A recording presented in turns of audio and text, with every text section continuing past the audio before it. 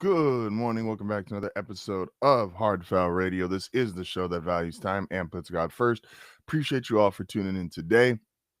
Let's get started. We got another 2-hour show. Really excited to bring this to you.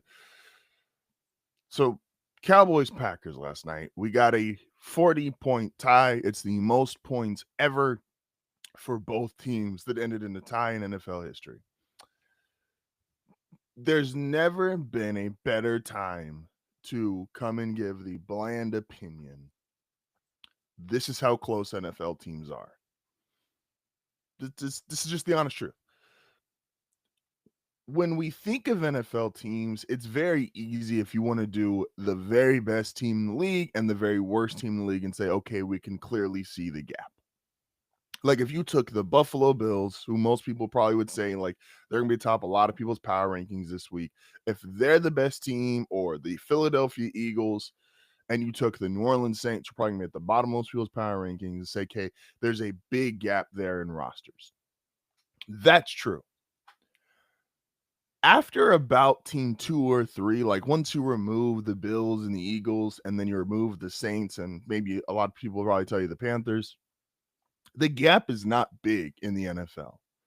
This is why, again, when you get to college sports, and we're going to talk about that today, is college sports, one team, a Michigan, an Alabama, a Georgia, they could just have a whole bunch of 5 stars and crush another team, be so demonstratively more talented.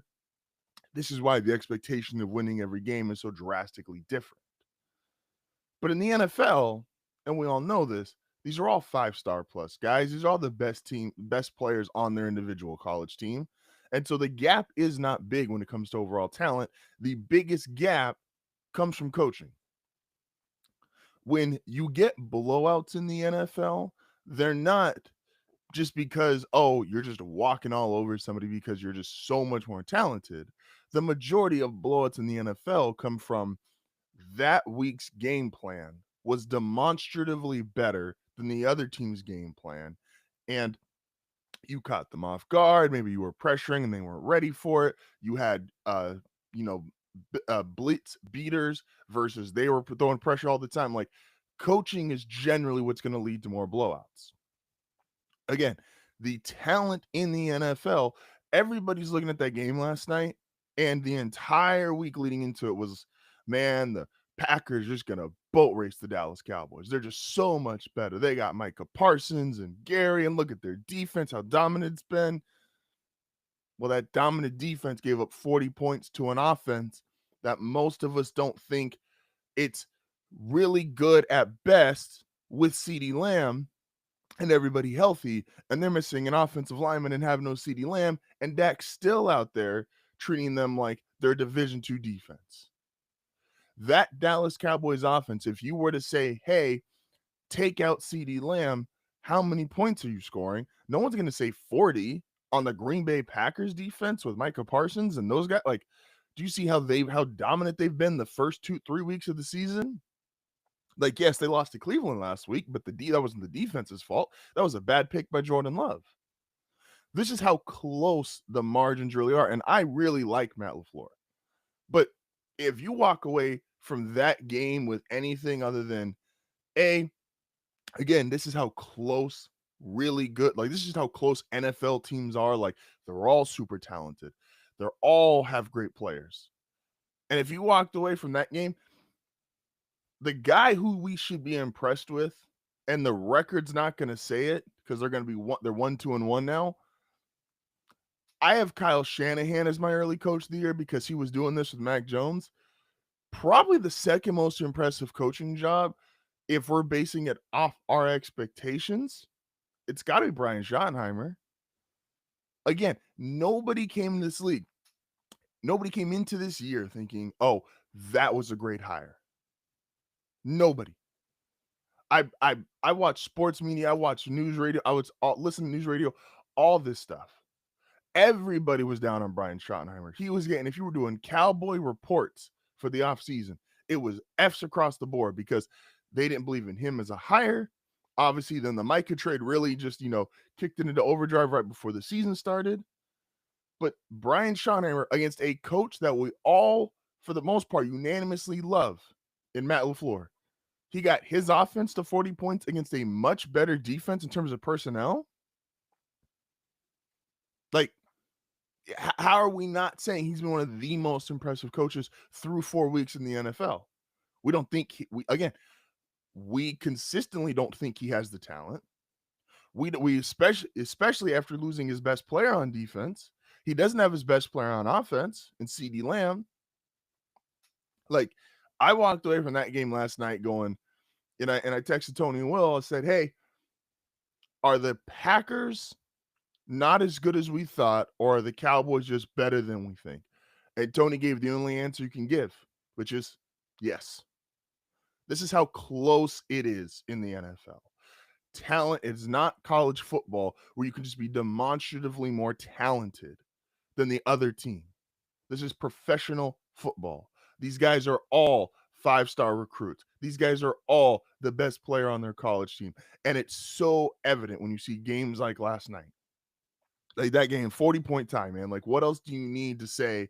What else do you need to see to know just how close it is week in, week out? And that's why coaching matters so much. I've been on this for the last couple weeks. Like, your head coach, your owner, your GM, your head coach. If you can't nail those three, and four, I apologize. Owner, GM, head coach, and then your quarterback. I apologize. 4. Like, Dak is just better than we think. We think if Dak is like fringe top 10, Dak should be in your solidified top 10 list. Whoever's in your top 10 quarterbacks, Dak needs to make it. Head coach, Brian Schottenheimer, none of us felt that way heading into the season, but he's had a great first month of the season. GM and owner for the Cowboys, none of us like. We all think he's crazy. So for Dak and Schottenheimer to pull off that performance, I walked away incredibly impressed. Incredibly impressed. Again, 40-point tie. How close NFL teams are with talent. Let's move to the earlier game of the day. That was the game of the day as far as the headline. Micah returning, coming back to Dallas for the first time. But what was supposed to be the game of the day were the Kansas City Chiefs and the Baltimore Ravens. And the Chiefs were finally explosive again, I think. Look, the reality is setting in for a lot of these NFL teams. We're a quarter of the way through the season. To quote Cam Ward, you know if you're asked or not. Like, this is the reality of it. Week 1, you can kind of tell yourself, okay, it's just week 1. Week 2, okay, it's still early. Week 3, man, we could still pull this around. By the time you're week 4, you're not statistically eliminated, but most teams know who they are now. If you're 0-4 after 4 weeks, the chances are you're not that good. If you're 1-3 after 4 weeks, the chances are you're probably not that good. And if you're 3-1 and 4-0, vice versa, you feel really good about yourselves, you probably are that good. You've gotten to see multiple different teams. You've gotten to see multiple different looks, multiple different game plans. And we pretty much know we are starting to see where everybody is going to fall in the hierarchy. Some teams still not quite as confident. There are some 3-1 teams, who maybe wear black and yellow that I'm not ready to say are that great. But the Kansas City Chiefs through 4 weeks, I think, still are who we thought they were. And despite the offensive output yesterday, I'm not willing to change my opinion on that. And that is the Chiefs, it still looks hard on offense. Now, yesterday, they're scoring all these points. It looks great. They're going to celebrate. But that was against the Ravens defense, who by the second quarter was missing half of their defense. I'm sorry. That's the game you're supposed to look good. I just can't give you that much credit for looking great on offense in that game. Now, to their credit, the Ravens entered the game injured. They get the Ravens start that first drive. Derrick Henry has the good run, which is great to see coming off the fumbling issues. They go right down the field. They score a touchdown. Lamar looks great in that first drive. And as the Chiefs have done, to their credit over these last couple of years, is their defense always rebounds. Like, your opening play drive almost doesn't matter. Everybody looks good as the Chiefs on their opening drive, and then it's what you do going forward, which you saw them containing Baltimore and Lamar and this offense. So give their defense credit. But by the time you saw more and more guys, obviously Matabuke didn't start the game. Marlon Humphrey ends up leaving the game. Roquan Smith ends up leaving the games. Nate Wiggins ended up leaving the game.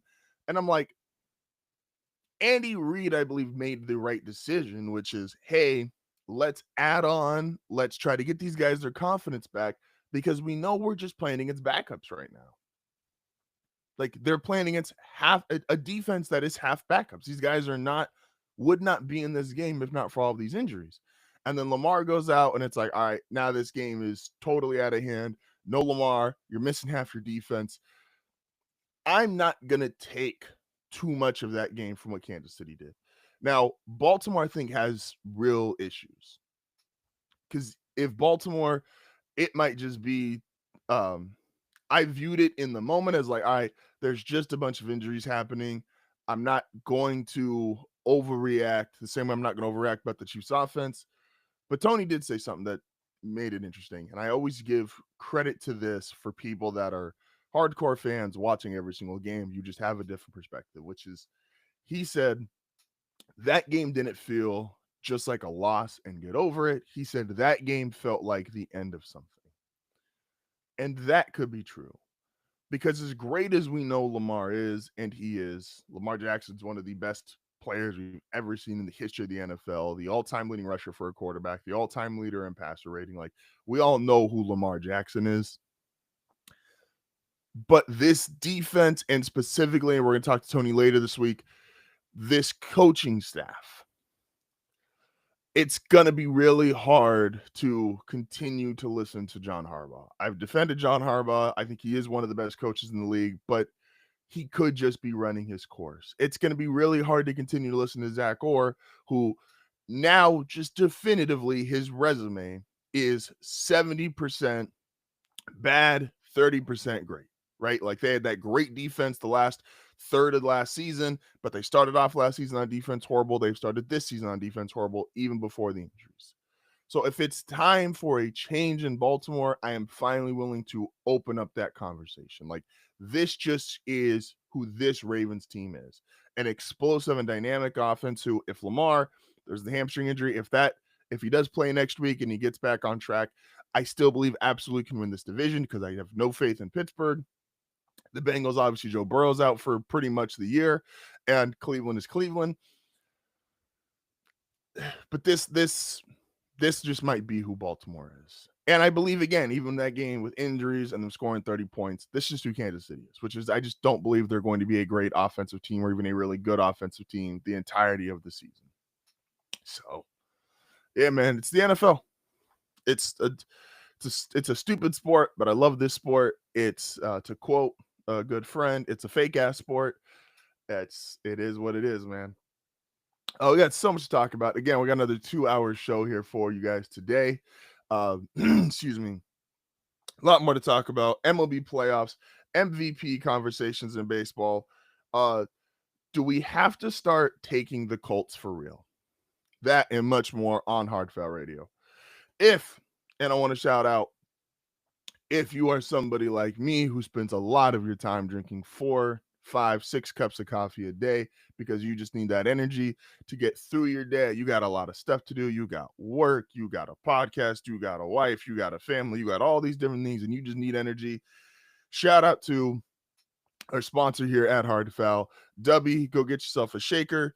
Go get yourself a tub, 30 servings per tub, HardFoul 10 at checkout. I drink a bunch of coffee. This has honestly cut down my coffee time by, I probably went from drinking 5, 6 cups of coffee a day, we're down to 2 or 3. And then I drink this in the morning. It gives you energy, no crash out. It's better than an energy drink. So shout out to W for sponsoring today's episode. HardFoul 10 at checkout. This is HardFoul Radio. I will be back momentarily.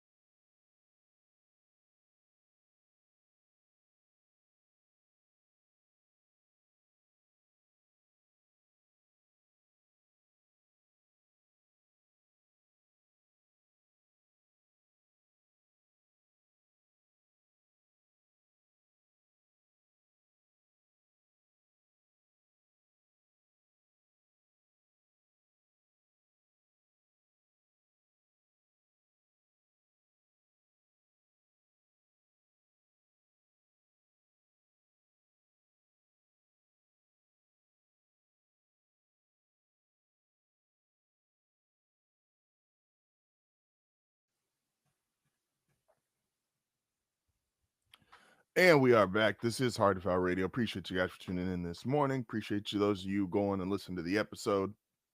Appreciate those of you that are continuing to go to YouTube to support.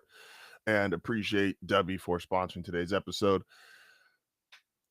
So the Indianapolis Colts, right? And this is going to be the team that it's going to take me a little bit longer to really get behind versus a lot of the other teams that are 3-1. Look, the Colts have one of two directions to go.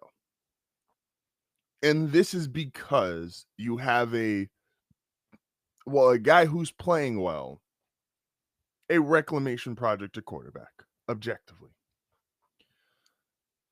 The Daniel Jones experiment so far through 4 games outright works. They've been good. Daniel Jones has not just been, and it's not just dinking and dunking, even though it's a lot of the NFL currently. It is him throwing the ball downfield. He's running around like he's actually making plays. He's doing all the things you're supposed to do. 1,000,000%. The problem is I have years of Daniel Jones, and so it is going to cloud my judgment if I'm willing to just elevate him right now. But what they are doing is really, really impressive. That game against the Rams yesterday, it's one thing if you get, they've gotten, yes, a close, controversial win against Denver for a penalty that's not often called. They beat down the Dolphins and the Titans, who might be the 2 worst teams in the AFC. And then yesterday against the Rams, a team that I believe can win the Super Bowl, they absolutely played a great game. They lost, but they absolutely played a great game. And the direction that the Colts could have gone is either there's the Saints from last year who were 2-0, breaking all these records. Oh my gosh, look at Derek Carr and these deep threats and everything. And Clint Kubiak's the new offensive genius. And then it all tanked for the Saints. Went downhill real fast. I thought that's where the Colts were going.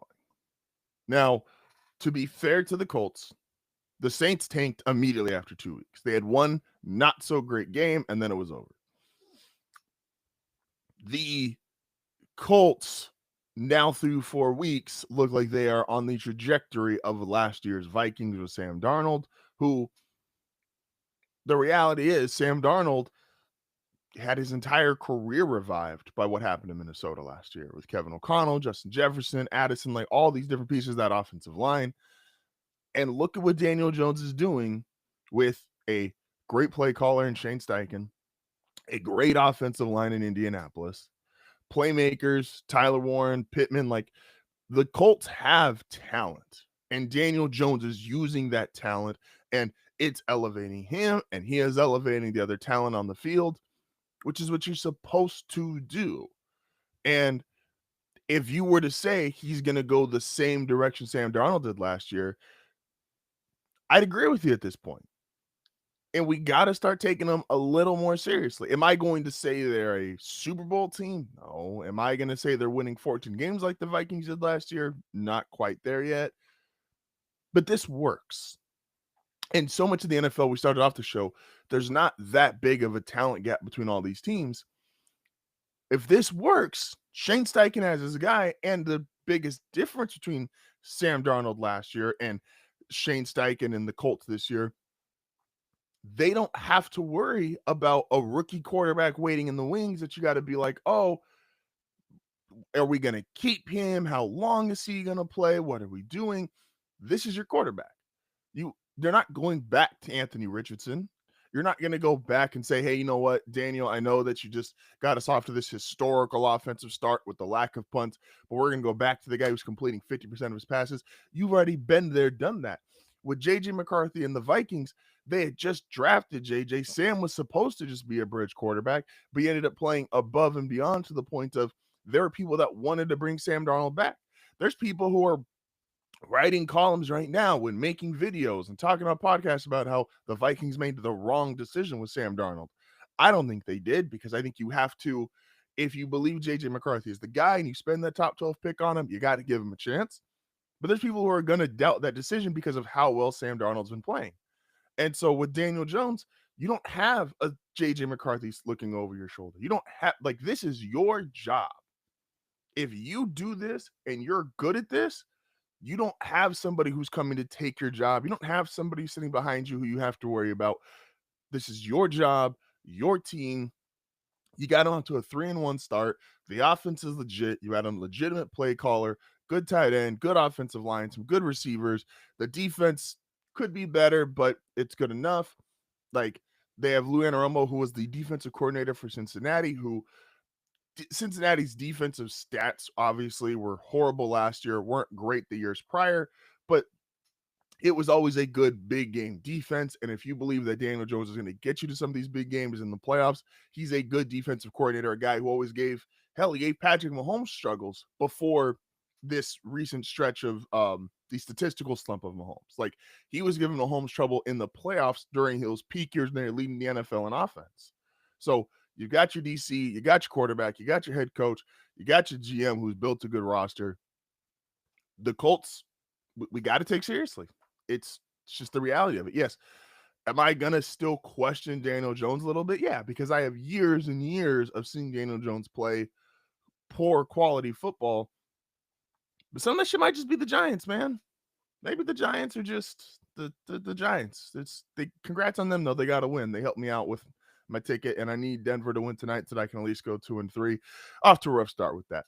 But yeah, gotta be fair. Got to give credit where credit is due. Daniel Jones is balling. It is what it is. Moving on to one of my favorite parts of the show, why would he say that? And this is, I am going at everybody who is starting the column, has already said it late last night. People that have been tweeting it out, and it's going to be all over sports media today. So we're gonna use why would he say that to get ahead of something. Kind of ahead of something. You're going to hear a lot today. Lamar Jackson is just scared of the Chiefs. He just can't get it done against the Chiefs. There's just something when he sees them that he can't perform correctly.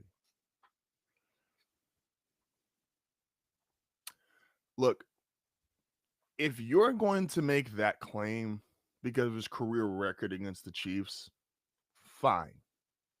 I won't dispute that or argue and say that you're out of line or you're wrong or this, that, or the third. What I will say, however, is if you're using yesterday's game as an example, then yes, I think you're dead wrong. Lamar starts that game on fire. The second and third drive does not go obviously the way they want to. The defense starts falling apart.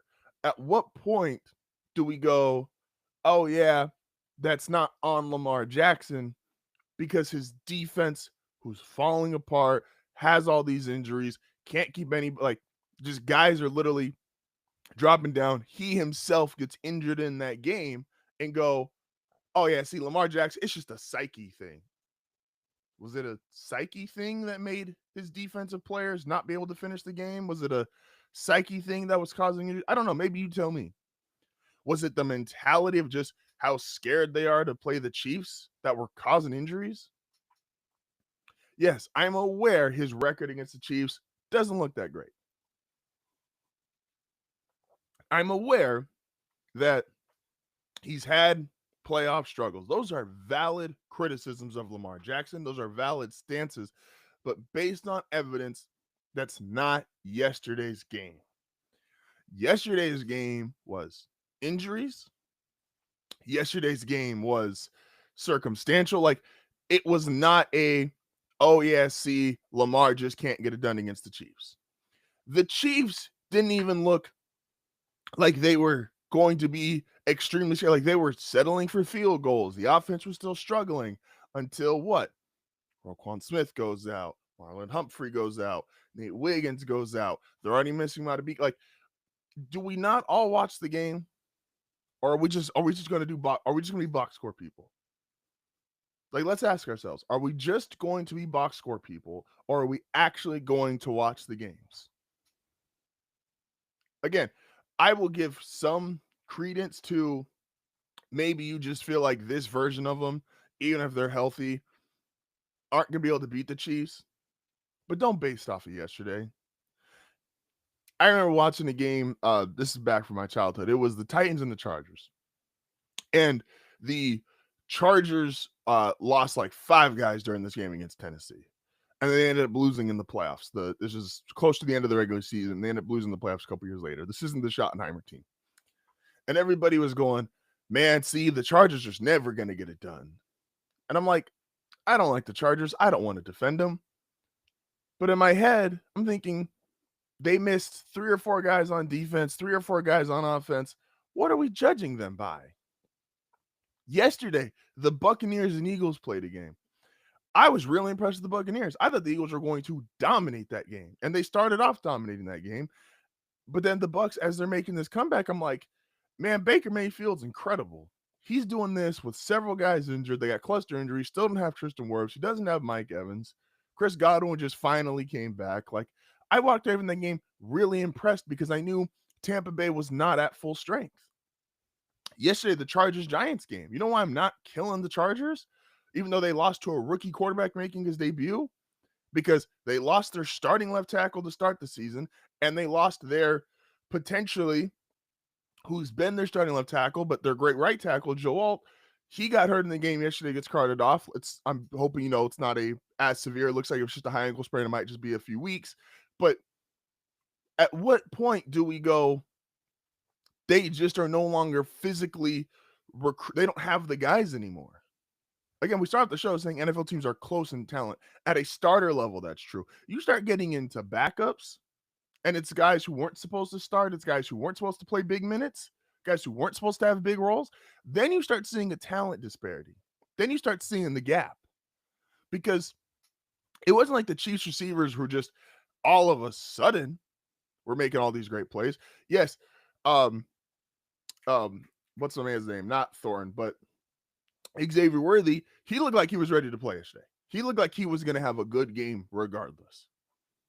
Everybody else only started really getting theirs and started showing up and making plays and making flash moments when they were going against backups.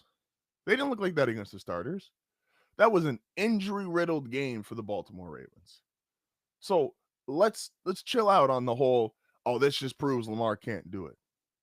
But this proves what? Lamar can't be, Lamar's the team doctor? Like, come on now. I'm not here for that. And a lot of people are going to say that today. And I'm just not here for the conversation. Like, we watched the game. We saw it. And I'm not even trying to be a Chiefs hater, but we all saw the same game, man.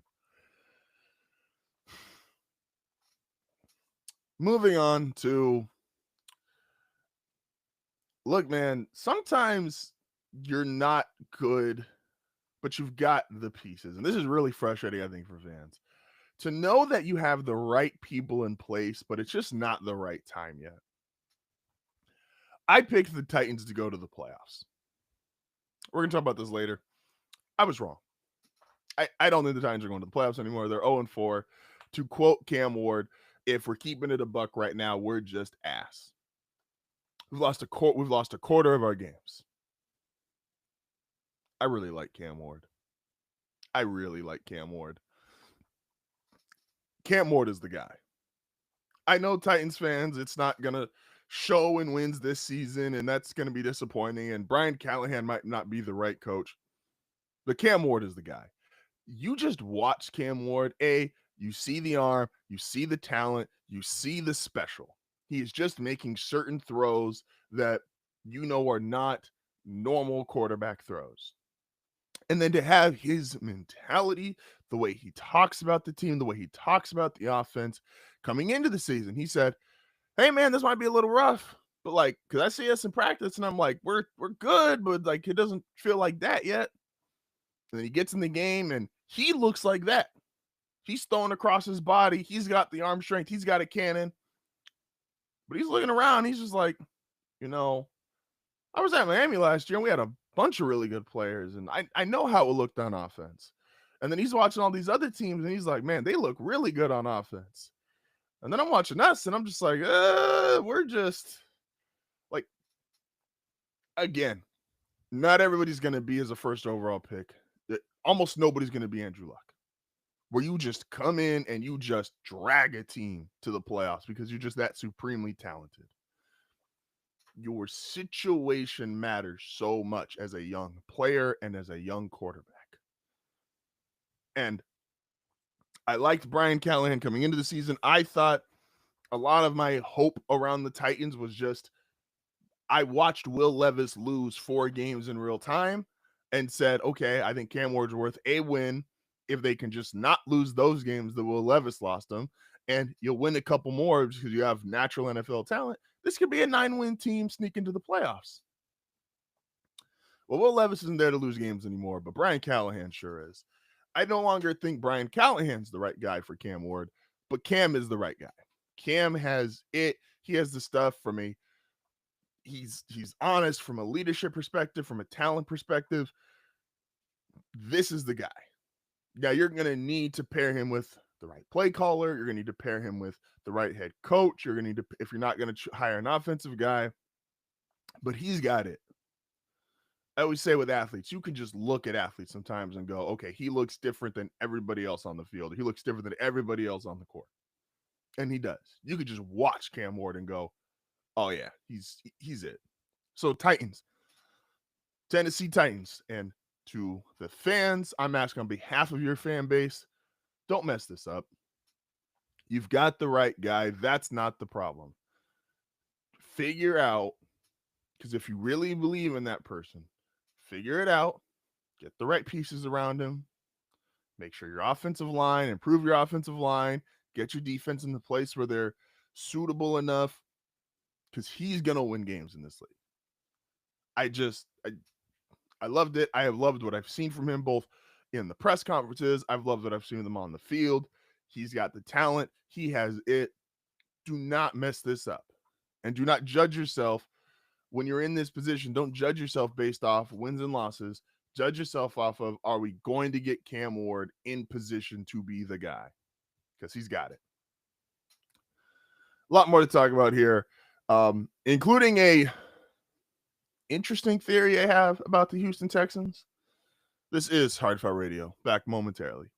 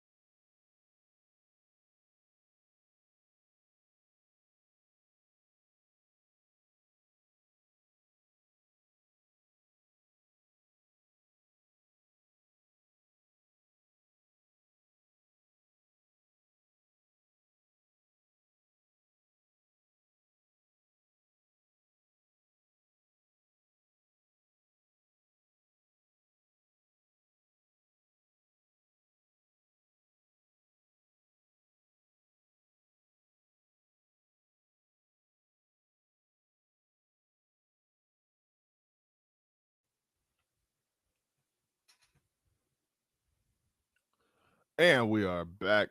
This is HardFoul Radio. Let's talk a little baseball. So the playoffs are going to start.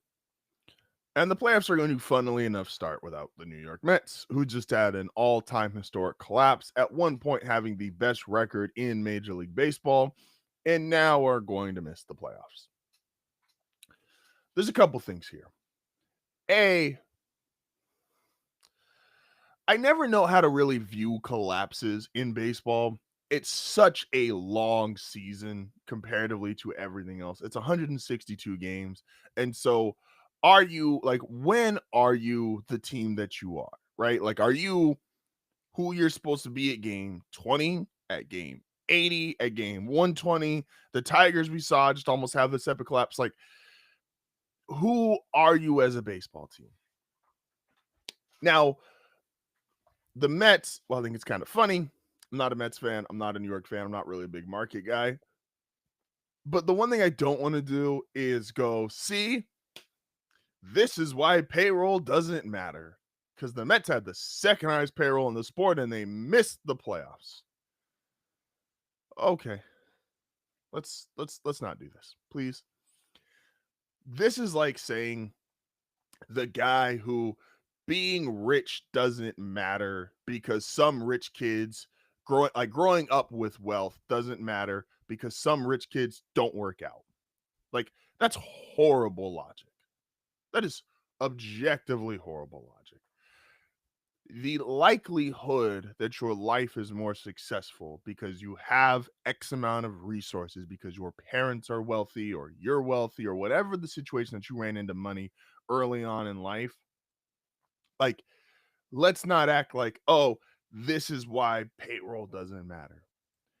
If you have more money growing up, the chances of and access to more resources, the chances of you being a better human being or better in life or financially, like, all that stuff improves. Like, statistically, that's just the truth. So baseball needs a payroll.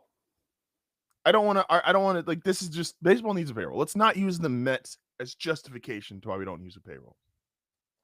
Please. As the playoffs start, though, I'm still standing on my opinion that I think this Dodgers team, while their regular season did not show it, has a chance to easily win the World Series. I know their bullpen's not as good as we thought it was going to be. Fine, they did buy a whole bunch of relievers during the offseason. It looks like they're going to have to do a bunch of starters going to the bullpen. Kershaw's probably going to be one of those guys. He just made his final regular season start yesterday. Shout out to him and his Hall of Fame career. When the Dodgers, if they either win the World Series or when they get eliminated, we will discuss the impact of Clayton Kershaw's career. They're the team that, when they go out there and Shohei can pitch, their other starters, like, they still have one of the best starting rotations in Major League Baseball. That lineup, if they're going well, is still the best lineup in baseball. I know the Brewers for this year, in an isolated case, feel like they should be the team. I know Mariners fans should feel really excited on the American League side. That offense, Cal Raleigh, we'll see what he does in the playoffs. Obviously, that should be the MVP. That pitching staff, which has been incredible the last couple of years, is still incredible. Let's see them in their first real serious postseason run.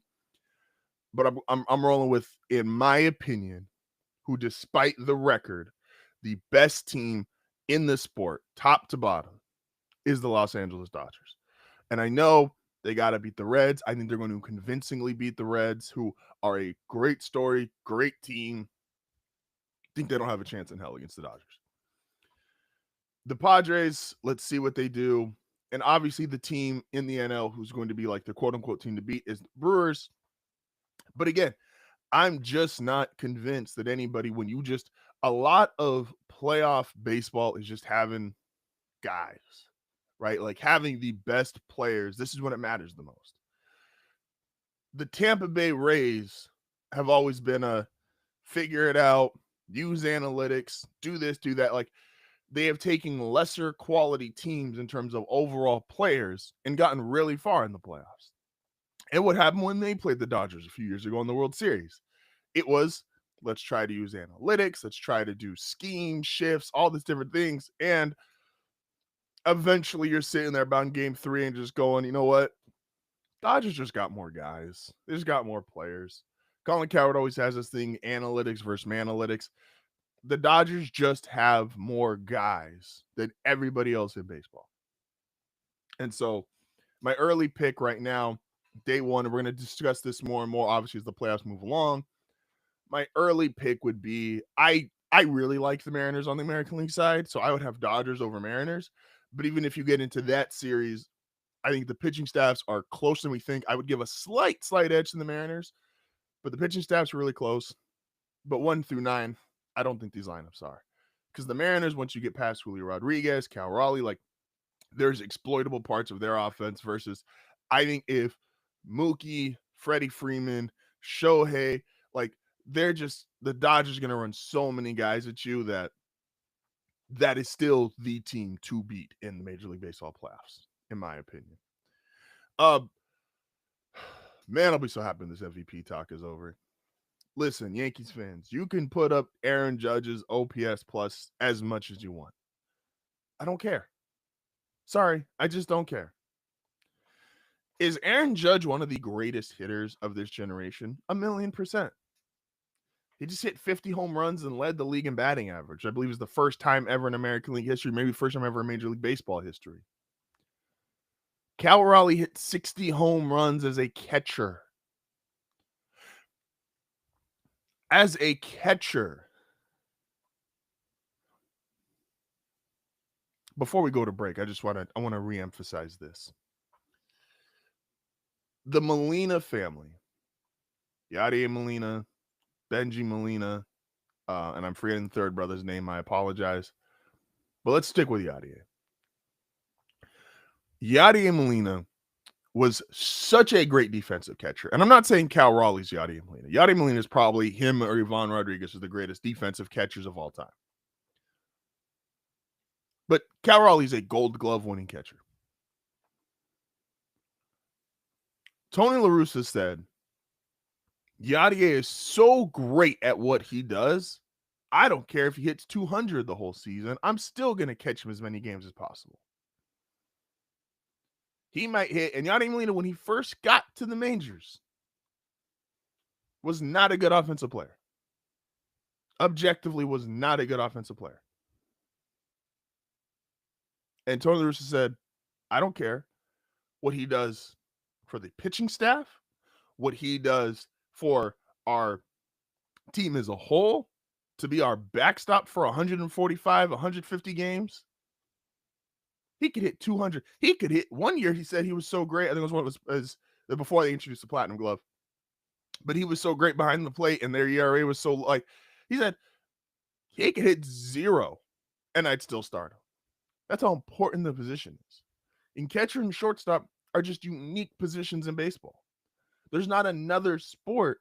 Like, there's basketball defensive specialists, but you still want them to score somewhat. You can't afford them to be a total defensive liability. If they're going to be a starter, you could have a guy off the bench, but if you're going to be a starter defensive specialist, you have to be able to score somewhat. Tony said, yeah, he could hit 0. I don't care. That's how important the defense is behind the plate. Cal Raleigh just hit 60 home runs and led the American League in RBIs. This isn't a debate. Aaron Judge is amazing, because the logic that Yankee fans want us to use is that, well, he's just and if you think Aaron Judge is a better player than Cal Raleigh, fine, that's valid. But Mike Trout didn't win MVP every single year he was during his prime. He won 3 of them. Miguel Cabrera didn't win MVP every single year of his prime. He won 1.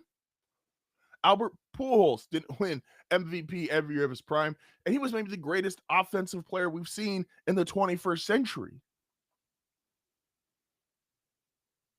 Him and Bonds, but we all know I'm not going to argue Bonds with people.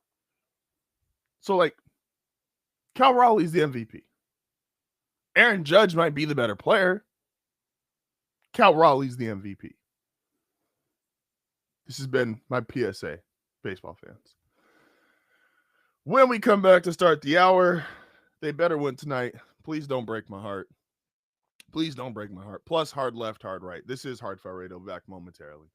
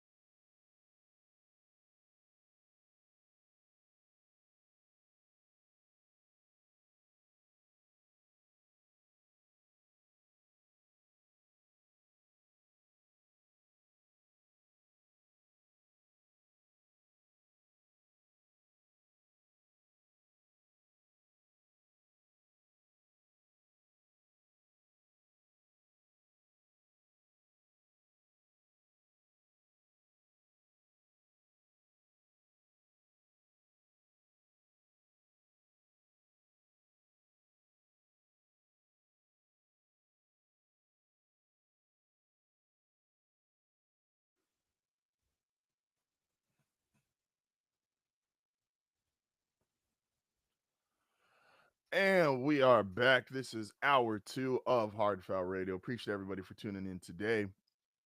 So, Monday Night Football, there's 2 games, and even though ESPN and the NFL schedule makers did everything in their power to hide the Jets-Dolphins game, because let's be honest, not a lot of us are looking forward to watching Jets-Dolphins. But the second game, which I feel like is getting unfairly thrown into it as well, I understand Joe Burrow's out, but it's Bengals-Broncos.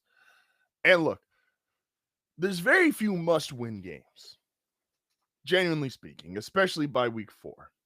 But like we said, reality is setting in for a lot of these teams. And one of the realities for the Broncos are you going to be the team that your coach talked about? Are you going to be the team that has real Super Bowl aspirations? Sean Payton said all offseason, look, man, I've got the quarterback. I've got the team.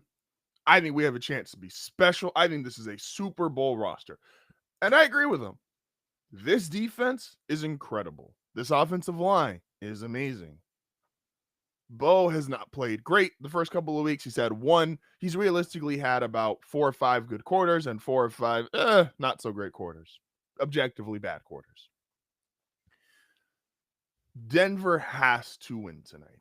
And if you're a great team, Denver has to win comfortably tonight. No Joe Burrow, Shamar Stewart. There's multiple guys that the Bengals do not have playing tonight on defense. If you are the team that you said you were, meaning you are the team that your coach believes can win a Super Bowl, you win this game tonight. You have no choice. If you can't beat the Bengals without their starting quarterback convincingly, multiple injuries on a defense that's already not that good, you need to win this game tonight. You can't win this. There's a lot of issues. And I don't know if they're all fixable issues.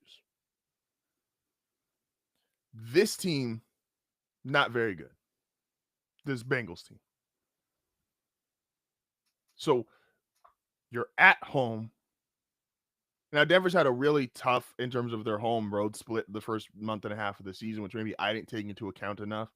But they've been on the road a lot. But you're at home. It's Monday night. No Joe Burrow. No, their defense already not good, missing even more players. You got to win, and you got to win comfortably. Sean Payton, this is the time where you show I don't like predicting big scores, especially for the Broncos, because I don't like it, but I did pick them in my picks just in last week. I had them as the -7. I think they should cover. This should be like a 31-10 game. What the Vikings just did to Jake Browning last week, if your defense, which I believe is as good as the Vikings, I think this is the best defense in football, just objectively. From a pass rush perspective, from a corner perspective, yes, the linebackers, I know we all want to say, oh, Denver can't cover anybody out of the backfield. Oh, Alex Singleton cut. The linebackers have always been the linebackers, right? Like Alex Singleton is fine. He's not great, but he's fine. Drew Greenlaw will be back here soon. And when he is, then it'll really feel like the best defense in football. But you got to win tonight. Shout out to W. Don't forget to use HardFoul 10 at checkout. It is Monday. So you know what we got to do on Mondays. Hard left, hard right. What we got the most correct from last week and what we got the most wrong from last week. And really, for right now, it is what we have most right through a quarter of the NFL season and what we have most wrong a quarter through the NFL season. So let's start with wrong. I was wrong about the Tennessee Titans. I had the Tennessee Titans being my 7th playoff team.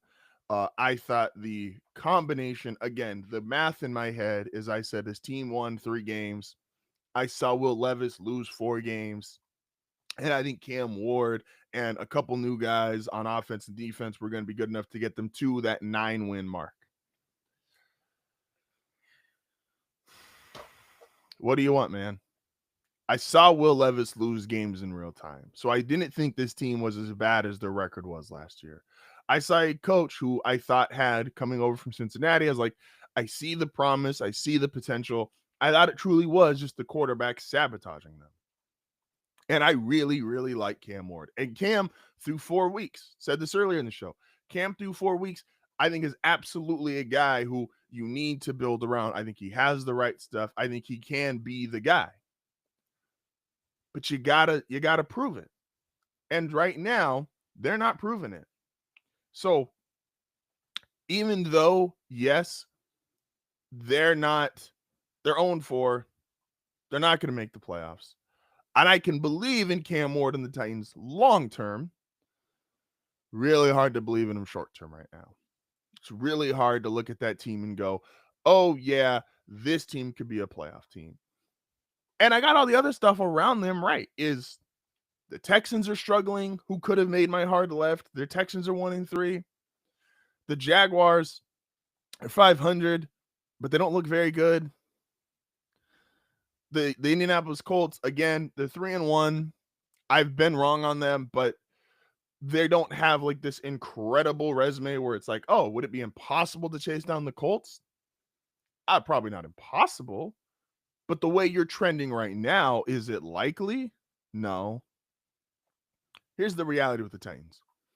You're probably going to have to get a new head coach. Brian Callahan, most coaches, and I don't know the process. I've never been an NFL head coach. I've never been a head coach on any kind of level. I've never been a coordinator at any kind of level, high school, college, or pro. So let's just be fair. Brian Callahan doesn't seem like he practices late game situations, meaning it almost feels like every single time he's in a late game scenario, he's kind of just making it up as he goes. This is and he's better than this guy, but it feels a lot like one of Aaron Rodgers' best friends. When Nathaniel Hackett got hired for the Broncos, I was excited because it was Nathaniel Hackett, it was Russell Wilson, it was offense, which the league, the direction was going. Russell we didn't know, at least, hadn't fallen off a cliff yet. And I was like, I was excited. And then we all saw week one. We all saw week one of that season. And we all saw how horrible he was at the end of the game management. And it's like, did you practice that? Did you once think maybe you were going to be in a close game with a minute to go?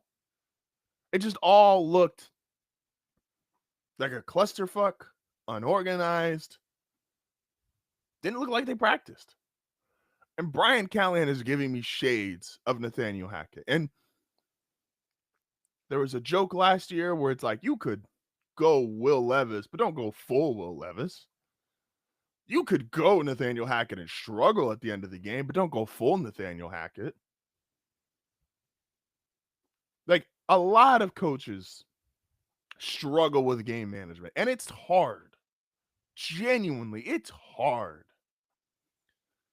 But you can't be that bad. And Brian Callahan is struggling in a lot of late game management, a lot of late game situations, to the point of you're looking at him going, did you practice? Did you ever think maybe we might be in this spot? Like, it's just weird, right? Like, it's just objectively weird. So the Titans, who I thought had a real chance because I liked the roster, and Jeffrey Simmons is playing great, by the way. Like, Jeffrey Simmons deserves a shout out. Jeffrey Simmons has been playing out of his mind as a defensive tackle. They played the Broncos week 1, and there was all this talk about he went into the offseason, got himself in great shape, wanted to be a leader on the team, was doing all these different things, and he's played great. He had a sack yesterday. He sacked C.J. Stroud in less than 2 seconds. Like, he's been playing incredible. But this team, I was wrong. It was just wrong. It's unfortunate, man.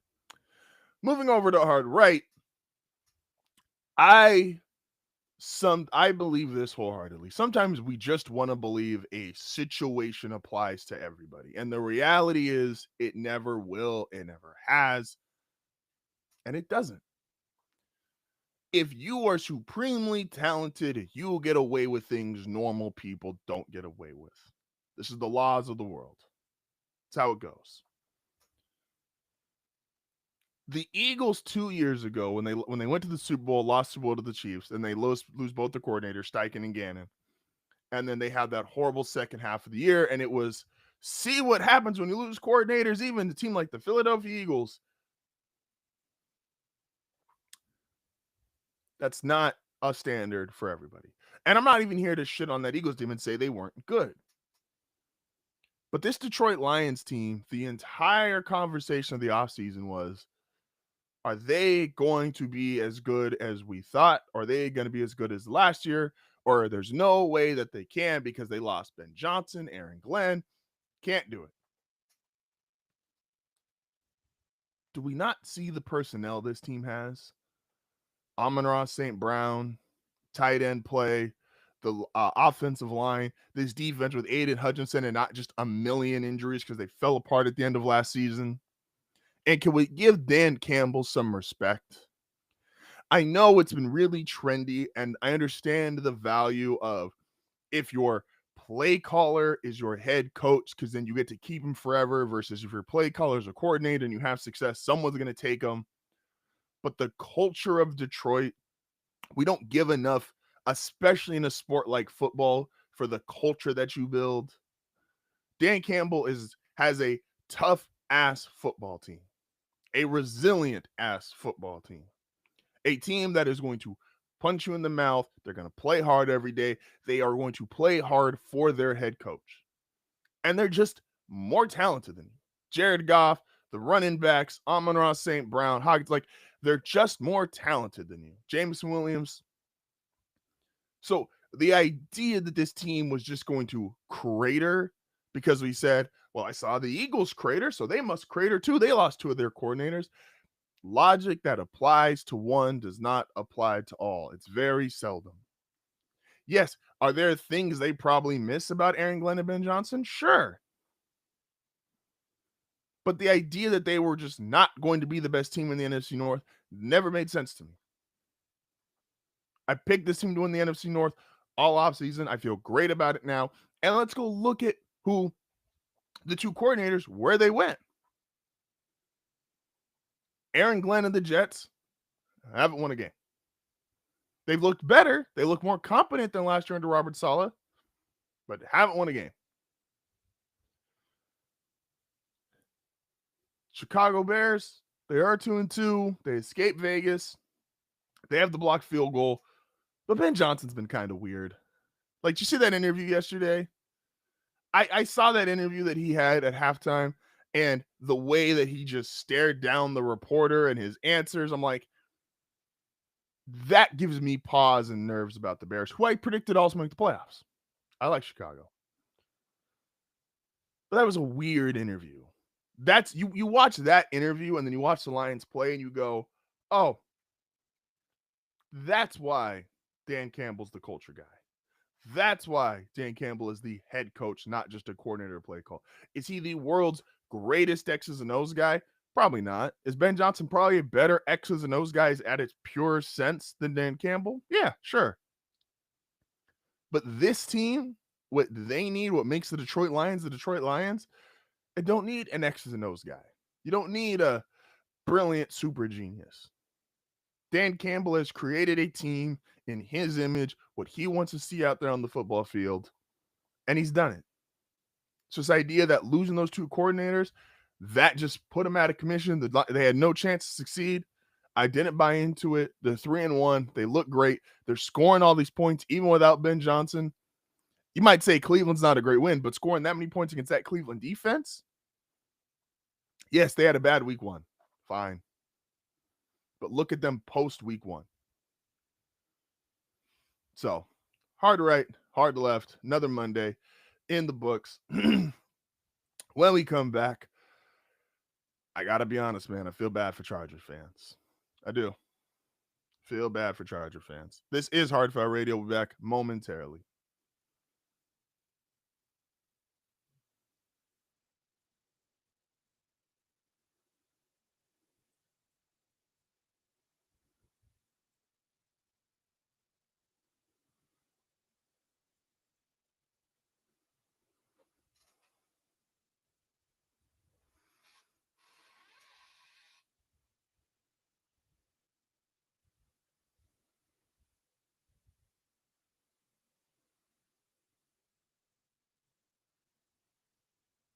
getting to his throws, getting to his receivers, the timing.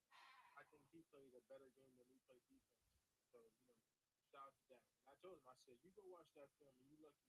If he wasn't on your shit, it's been a long day. It's been a real long day for him. But he played a hell of a game. I mean, I don't like to talk about myself. Just watch the film. You let me know how I feel.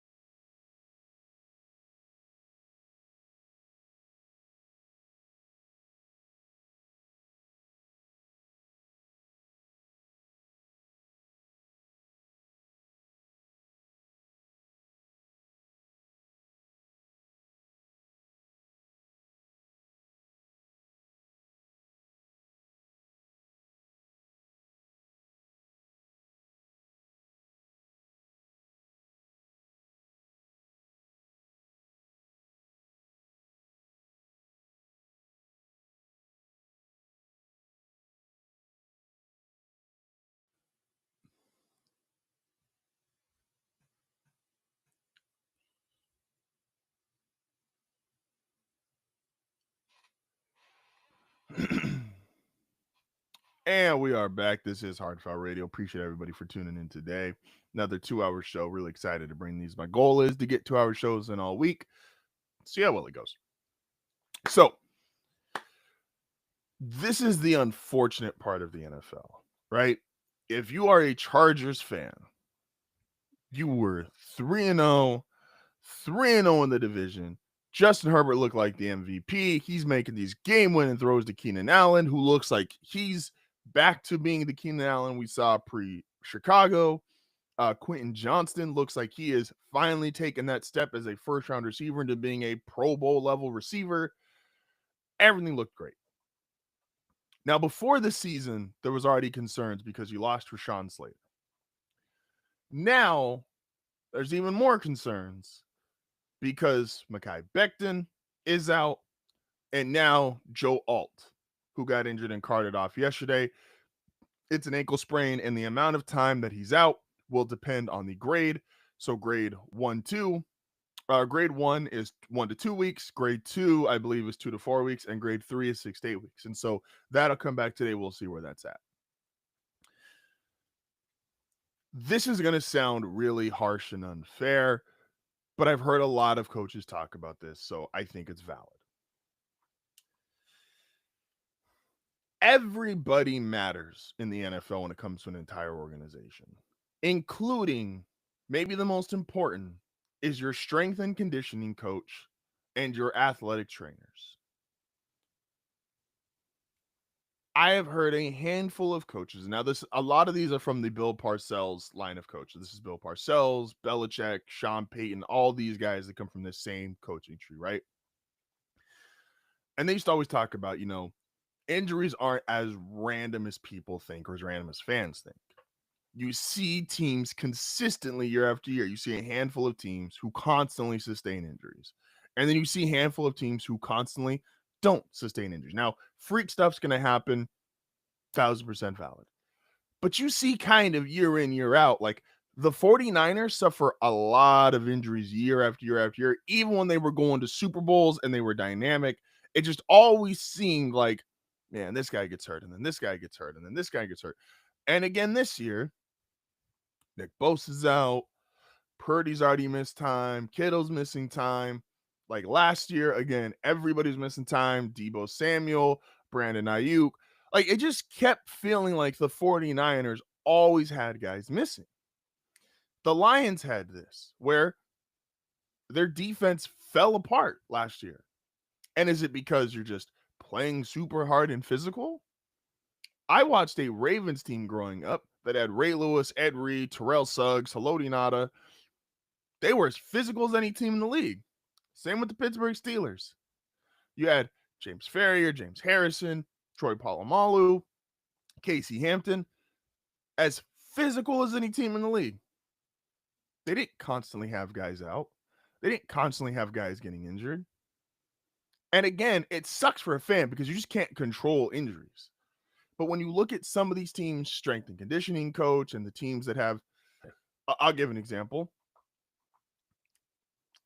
Sean Payton brought over his strength and conditioning and nutrition coach from New Orleans when he went to Denver.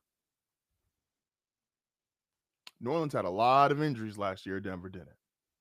Denver, up to this point, has not had a lot of injuries. Again, we understand some of them are fluky. But are they all fluky? An entire organization has to be up to par for your organization to have success. This includes strength and conditioning coach, nutritionist, all this stuff. So not all injuries are just fluke or bad luck. And if you're Justin Herbert now, the part that you got to realize and the part that you got to do, if you are truly the MVP, if you are truly the guy everybody says you are, if you want to lose the if man title, you cannot tank right now because otherwise you may never lose it. Oh, well, it's not fair because he's missing offensive linemen. What do you want me to say? Look at the situation the other guys are in. Josh Allen, last year, didn't have a primetime receiver. Lost Stephon Diggs because he was they didn't want to re-sign him. Had all that dead cap. Won MVP. Lamar Jackson's never had a primetime receiver, and pre-Derrick Henry had 2 MVPs. Brock Purdy, Kyle Shanahan took Brock Purdy to the Super Bowl and took Jimmy Garoppolo to the Super Bowl. The people that are great at their jobs do it regardless of the situation around them. If this guy's not healthy or this doesn't work out, he's got to deal with no receiver, an offensive line. Joe Burrow gets to a Super Bowl without a good offensive line. Like, these are all things that the exceptional people in professional sports, they get it done. And so you got yourself a great start. 3-0, 3 division wins, making the play of the year. We talked about this season, talked about at the start of the show. Talent gaps aren't that big. So are you telling me yesterday, to all the Charger fans out there, is the talent gap between the Los Angeles Chargers and the New York Giants 3-0 versus 0-3? Is it just Joe Alt? Is that the only reason you lost that game? Because you can't say Slater, because Slater wasn't here for the first 3 games. You were already a 3-0 team prior to playing the Giants. So is the difference in talent between the Los Angeles Chargers and the New York Giants just Joe Alt?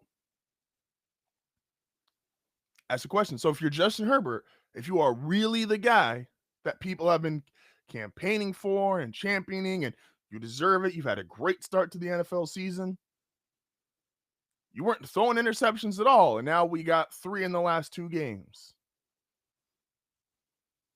Is he going to start pressing? Is he going to be able to still handle? Like, these are valid questions if you are going to be the franchise quarterback. If you are the guy people think is top 5 in this league. I don't have him top 5, but there's a large army of people who is Justin Herbert is top 5. So your offensive line's hurt. Your defense, again, I've been saying this. I think Chargers defense is, Tony made a really good point. The Chargers defense, I think, is just good. I think Jesse Minter is a great defensive coordinator. Jesse Minter is going to be a head coach next year. Like, he is great at his job. I think there's been some overthrows and other things that have happened against this defense that has helped their stats look better, but Jesse Minter is the goods.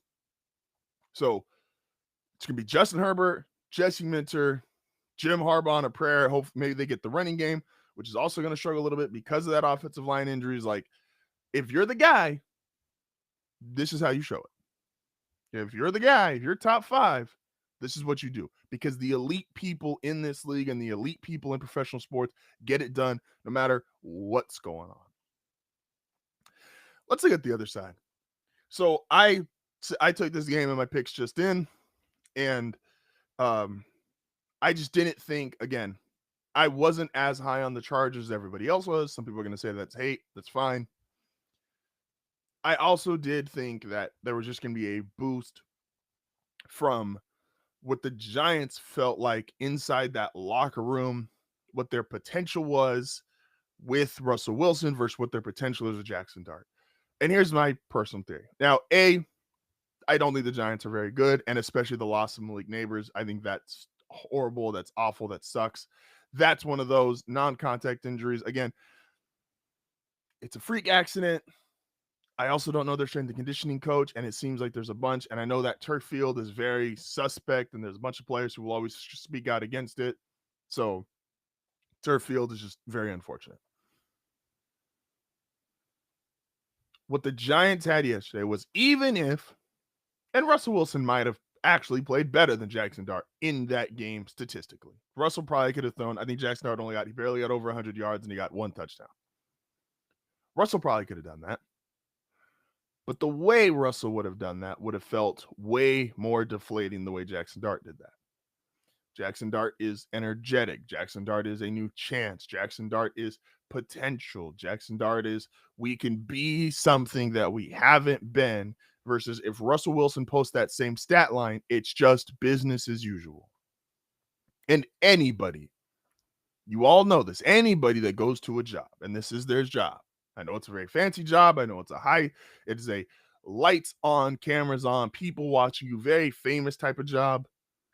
But if you go to your job, what makes Monday so boring for most people, and it's a Monday, is that your day feels like last Monday. If your day feels like last week's Monday, last week's Wednesday, these days start to feel monotonous. They all run into each other. Maybe you're in a position where you can't move up. So you feel like your chance at progressing and getting further in your career isn't going to happen. All that stuff builds up. And when it does, you don't really want to go to work. You don't really give that extra effort. You don't really do your best job. So that Jackson Dart performance, Russell Wilson could have done that same thing, but that would have just felt like another Monday. The Giants get to wake up today. They got a win against a really good Chargers team. They have a new quarterback, the potential, the upside, all this stuff. They feel this doesn't feel like another Monday. This feels like a great day. This feels like a, oh my gosh, I just got promoted day. This feels like first day at the new job. And that matters because these are, again, they're paid several $1 million. We all know that. They're paid very well. They're compensated amazingly. It is a celebrity level style of job, but it's still a job. And because of the nature of football, you're getting hit. It's physical. Your Mondays feel even worse if you walk into the next Monday, you walk into the building, you got to go over film review, and it's just like, man, we just got fucking Russell Wilson out here doing this shit again. He's throwing short passes or moon balls, and maybe it works, maybe it doesn't. That feels monotonous. That feels like Monday, I don't want to come into work. First Jackson Dart, same stat line. The feeling for the New York Giants is drastically different today. And that's why starting a rookie, and that's why switching from Russell Wilson, that stuff matters. And I know a lot of people hated the process. And I'll be fair, I didn't like it either. Because I agree with a lot of the thought out there that if he was good enough to start in week 4, was probably good enough to start in week 1, you were just trying to hedge your bet. And I don't like that process. But process be damned. This is the Giants now. And they feel great about today. Let's recircle back because, again, there is going to be a guy who's obviously very prominent in sports media who's going to just talk on and on about this Chiefs win. And I'm just not there yet. I don't think the play calling was spectacular. I don't think the offense looked amazing before the Baltimore started having all these injuries. And I get it. Baltimore's defense wasn't good prior to the injuries. But I'm just not going to go and spend all week championing or look at how great the Chiefs are now. They were playing a depleted Ravens defense. Lamar left the game early. It was not the comeback that I think Chiefs fans should feel like it is. Yes, and I said, and I'll be fair, I said I wasn't going to kill the Chiefs at 0-2, and I didn't. I didn't kill the Chiefs at 1-2, and I didn't. I said I would start at 1-3. Now they're 2-2, so congrats to them. Let's look at what's going to happen next. So they have the Jaguars Monday night. I don't believe in the Jaguars. They should win that game. So you get to 3-2. Then you have the Lions. I think they lose that game. I think the Lions are objectively better. So they're 3-3. This is my genuine prediction for the foreseeable future for the Chiefs. And ask Chiefs fans if they feel we've finally broken through. So they're 3-3. They have the Raiders. I think they win that game. They go to 4-3. I think they have the Commanders. We'll see if Jaden Daniels is playing by then. I'll give him the win. 5-3. The Bills, they lose that game every year. 5-4. And then they play the Broncos, who are going to have the extra rest because they played the Thursday night prior. And if they lose that game, the Kansas City Chiefs will be 5-5 through 10 weeks. That's my prediction. The Kansas City Chiefs will be 5-5 through 10 weeks. And then we'll see their back half of the schedule. Are the Colts actually the Vikings of last year and a legitimate team? They play the Texans. Well, the Texans have rebounded by then. They play the Chargers again, who they've already lost to. They play the Broncos again. Like, this is not going. This is a wild card. I predict them to make the wild card. I don't think you can really expect them not to be a wild card team. But this is not a dominant Chiefs team, and it's not a team that I think, because of yesterday's game, has just magically turned the corner. I think there's still a lot of work to do. I think there's still a lot of issues with this team. I think there's still a lot of stuff they have to get better at, especially on the offensive side of the ball. And I'm not taking a win against a depleted Ravens team and going, they're going to make a run and the division's open again. I'm not buying it. Not buying it. This is HardFoul Radio. I'm back momentarily.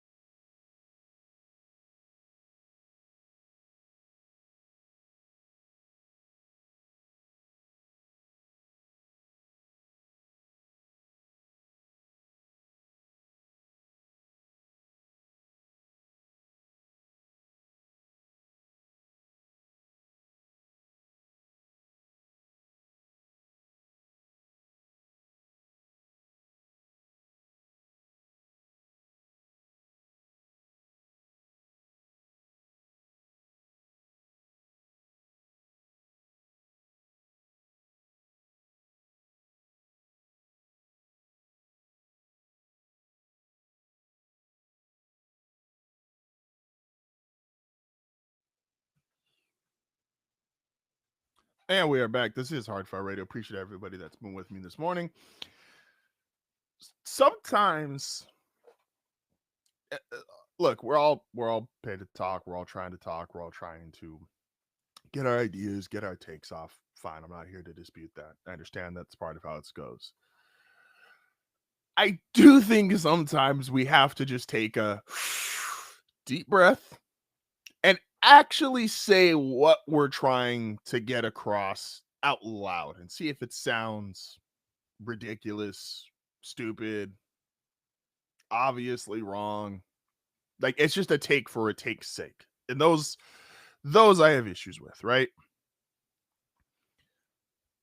One of the worst takes, in my opinion, are Alabama, who the Crimson Tide lost their first game of the season, and the conversation was all buy out Kalen DeBoer. He's no good. We miss Nick Saban. Now, look, I'm relatively new to the Alabama fan base. I've already explained the story a couple times. I got here through my great grandfather.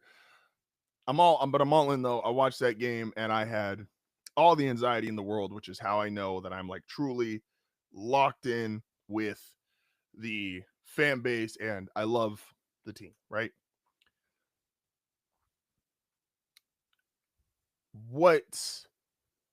There's two conversations here. You could have the rational take, which is Kalen DeBoer is struggling at Alabama. Is he underperforming at Alabama? Is Alabama going to be able to thrive in a NIL college football, a sport that is different than the college football they obviously dominated with Nick Saban because recruiting's different. You can pay guys. I'm glad guys can get paid. You can go out and buy guys. You don't just stack like some of Nick Saban's rosters. You're just stacking 5 stars on top of 5 stars on top of 5 stars. You can't do that in the NIL. Guys are, if they're not playing, they're not getting their reps, they're going to leave. And they should. 1,000%. They should. The problem is, what did people expect? So Alabama gets a huge win against Georgia on Saturday night. Walk into Georgia, walk them down, beat Georgia. Ty Simpson, great game. And Ty was one of the guys getting super heavily criticized also after week one performance. I don't think he played terrible in week one. I think the offensive line showed in week one more than anything. And Ryan Williams had 3 drops. But Ty was just fine in week one, right? Played a great game Saturday night, beat Georgia. You were never going to hire Nick Saban 2.0. Again, is it fair to ask, is DeBoer struggling? Is it fair to ask, can Alabama survive with the NIL? Those are fair, valid questions.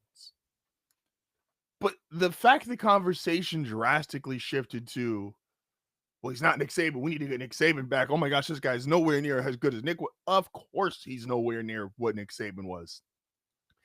Do people not understand? And this has been some of my Patrick Mahomes pushback. When someone's the greatest ever at something, that's not an easy title to attain. When I say Tom Brady's the greatest quarterback of all time, that doesn't mean Mahomes can clinch that or get close by age 29, now age 30.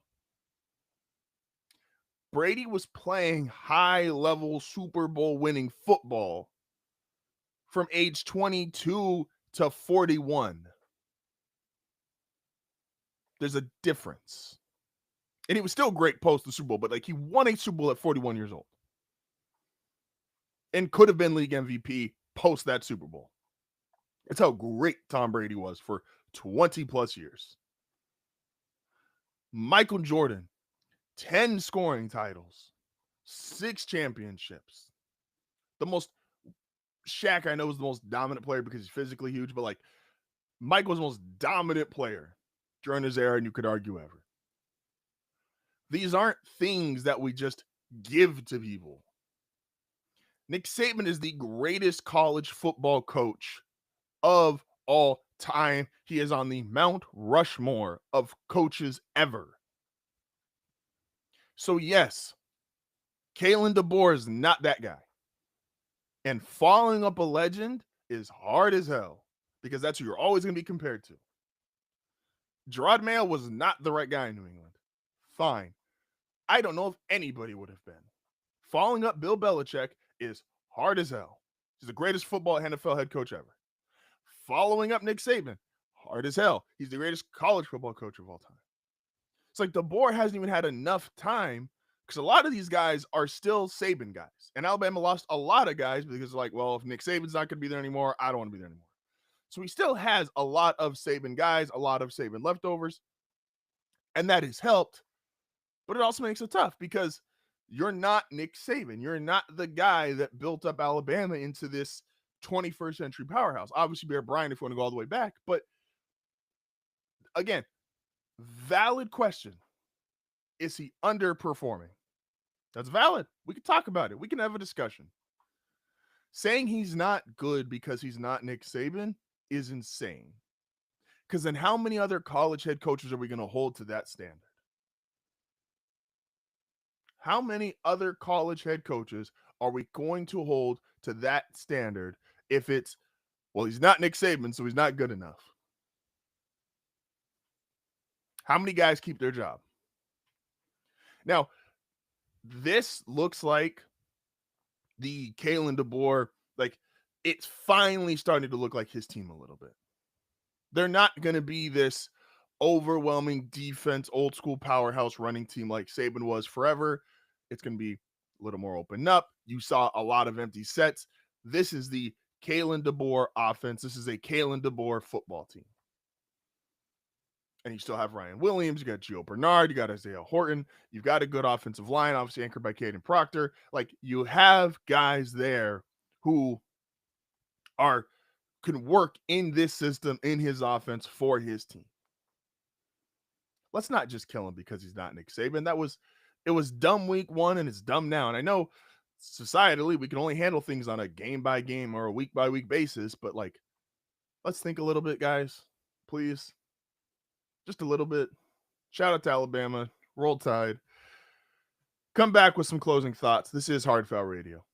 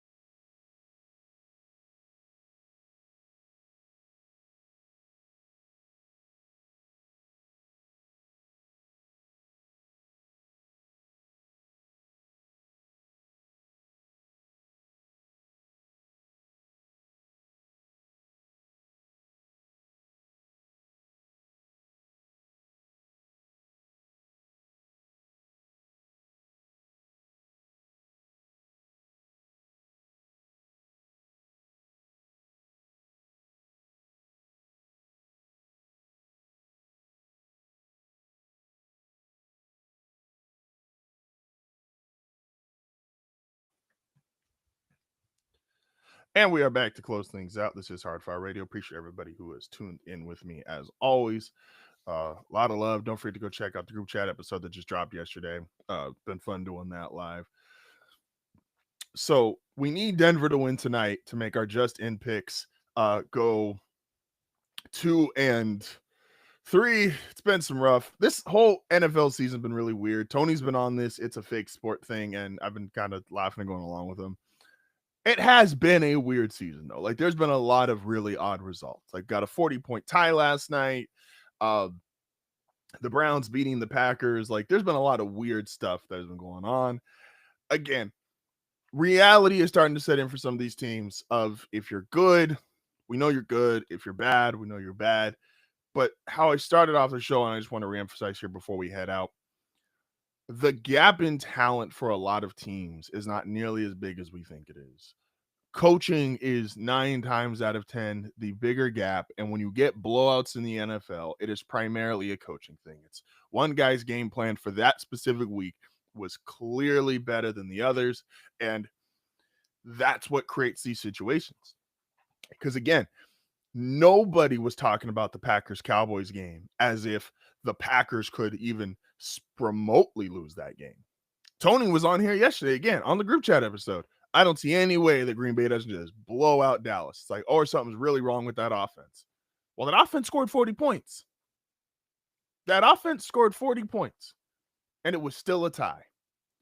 The gap between take out Saints, Panthers, Bills, Eagles, those teams meet, you'll see a talent disparity. You'll see a gap.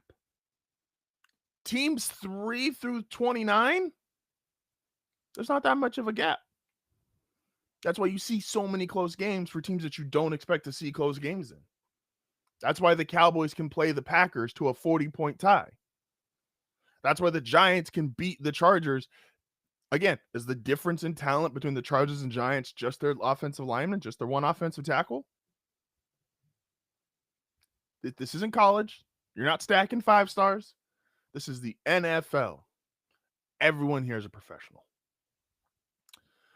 Appreciate you guys as always. Thank you so much. Thank you so much. Also, shout out again to Dubby. Don't forget to use HardFoul10 at checkout. Dubby, the official sponsor of HardFoul Radio and HardFoul Network. Appreciate you guys so much, and we will see you tomorrow. Denver, do not